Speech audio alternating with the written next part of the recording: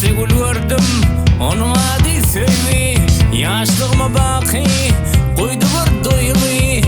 Sinladım bir selim, kalmadı gayrı. Aklım ayran kalıp, görküme yad gül. Ziyade eken, özge güllerden. Şeylehem edip, güler yüzlerden. Özge be güllerden, özge kıyıtlardan.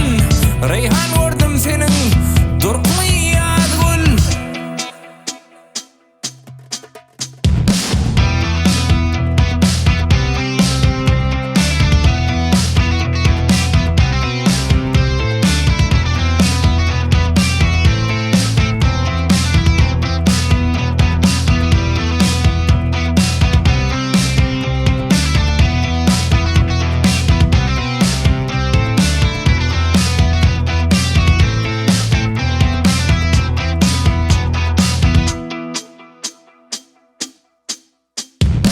Men arzu edeyin süzden süzü.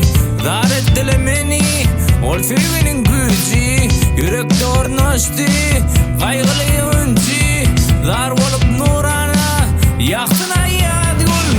Ziyade eken, özge güllerden. Şeylehem edip, güler yüzlerden. Özge be güllerden, özge kıyılardan. Reyhan gördüm senin, dur koy.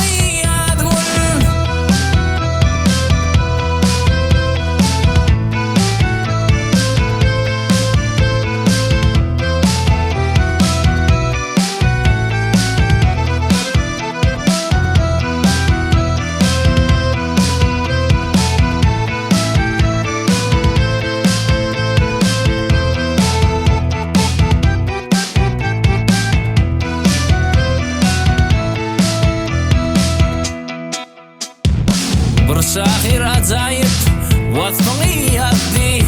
Acayip görküne, dur töbler abdi. Bir neçeler yanlıyız, yaşlığını döktü.